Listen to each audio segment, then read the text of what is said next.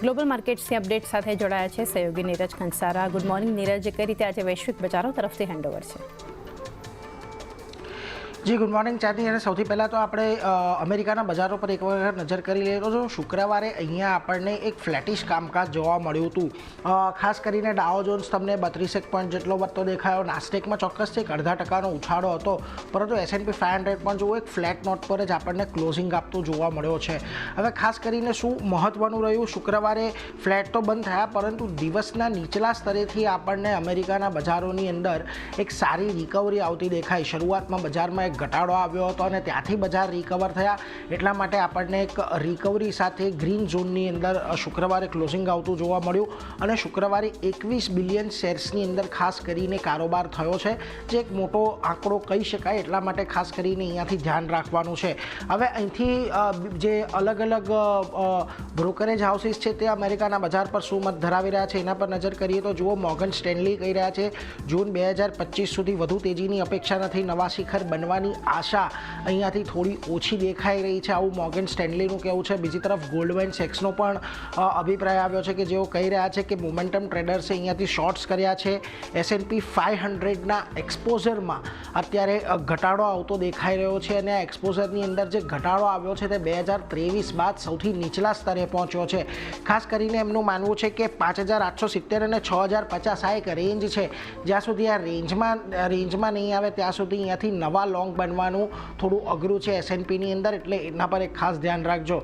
બીજી તરફ JP Morgan અહીંયાથી કહી રહ્યું છે કે છેલ્લા કેટલાક દિવસની અંદર ખાસ કરીને 22 માર્ચ અને 19 માર્ચની વચ્ચે રિટેલ રોકાણકારોએ લગભગ $12 બિલિયન અહીંયાથી જે શેર્સ છે એ ખરીદ્યા છે, એટલે એ પણ એક બહુ મોટા પાયે એક મોટી ખરીદી થતી જોવા મળી છે. એના પર એક ખાસ ધ્યાન રાખવાનું છે. હવે આપણે માર્ચ મહિનાના છેલ્લા અઠવાડિયામાં આવી ગયા છીએ, એટલે અહીંયાથી ખાસ કરીને રેસિપ્રોકલ ટેરિફ અંગે અમેરિકાની અંદરથી શું નિર્ણય આવે છે એના પર ખાસ આપણી નજર બનેલી રહેવાની છે. રેસિપ્રોકલ ટેરિફને લઈને થોડી ઘણી હજી પણ અનિશ્ચિતતા યથાવત છે.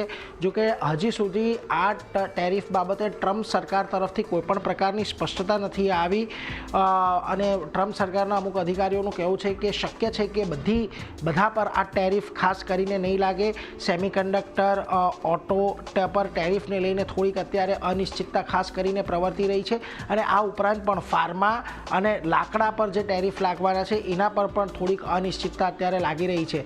હવે આજે રેસિપ્રોકલ ટેરિફનું લિસ્ટ છે એમાં ખાસ કરીને EU અને મેક્સિકોનું નામ છે, જાપાન, સાઉથ કોરિયા અને કેનેડાનું નામ છે, ભારત અને ચીનનું એક આ નામ છે. એટલે એના પર ખાસ ફોકસ રહેશે કે ખાલી આટલા દેશો પર લાગશે કે તમામ દેશો પર લાગશે, કયા કયા પ્રોડક્ટ પર લાગશે, એને લઈને અત્યારે અનિશ્ચિતતા છે, જેને કદાચ ક્લેરિટી આપણને આ અઠવાડિયે આવતી દેખાય. જો કે વ્હાઇટ હાઉસના પ્રેસ સેક્રેટરીનું કહેવું છે કે રેસિપ્રોકલ ટેરિફ પર જે દર છે એ કદાચ વધારે હોઈ શકે છે અને ટ્રમ્પ પોતે જ આ અંગે જાહેરાત કરશે, એટલે એના પર ખાસ એક નજર બનેલી છે. આ બધાની વચ્ચે આપણે કોમોડિટી બજારમાંથી જે અપડેટ આવી રહી છે એક વખત એના પર ખાસ કરીને નજર કરી લઈએ તો ગયા અઠવાડિયે સારી એવી હલચલ ત્યાં રહી હતી. જો કોફીના ભાવ છે એ આપણને રેકોર્ડ ઊંચાઈએ ખાસ કરીને પહોંચતા દેખાયા છે. આ ઉપરાંત કોફી પર કમર્શિયલ લોંગ પોઝિશન 11 વર્ષના નીચલા સ્તરે પહોંચી છે. આ વર્ષે કોપરના ભાવ તમને $11,000 થી $15,000 રેન્જમાં રહી શકે છે એવું કોપર બુલ્સનું કહેવું છે. આ ઉપરાંત ક્રૂડ ઓઇલના ભાવ એક સીમિત રેન્જમાં રહી શકે છે.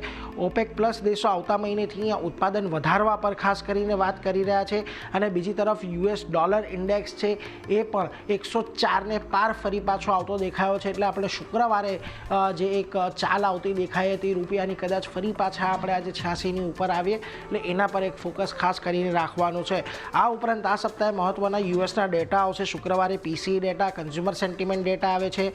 ગુરુવારે ઇનિશિયલ જોબલેસ ક્લેમના ડેટા આવશે. Q3ના બીજા GDPના રિવિઝન ડેટા આવશે અને એડવાન્સ ટ્રેડ બેલેન્સ અને રિટેલ ઇન્વેન્ટરીના ડેટા આવશે. એટલે આ બધા ડેટા પર આપણે ખાસ કરીને ફોકસ રાખીશું કે ત્યાંથી આ ડેટાને લઈને કેવી હલચલ આવે છે.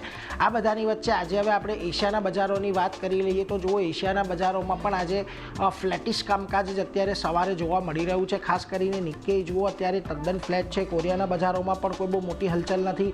તાઇવાનમાં 5% તેજી છે, પરંતુ તમે શાંઘાઈ અને હેંગસેંગ જોશો તો ત્યાં પણ તમને કોઈ અત્યારે બહુ મોટા મૂવ્સ આવતા નથી દેખાઈ રહ્યા. સિંગાપોરના બજારો પણ થોડા ફ્લેટ છે, પરંતુ આ બધાની વચ્ચે આજે જે ગિફ્ટ નિફ્ટી આપણને સંકેતો આપી રહ્યું છે એ સંકેતો ઘણા મહત્ત્વના અહીંયાથી બની રહેવાના છે. કારણ કે જો શુક્રવારે 23,379 પર આપણે બંધ આવ્યા હતા, 23,478ના અત્યારે ગિફ્ટ નિફ્ટી સંકેત આપી રહ્યું છે.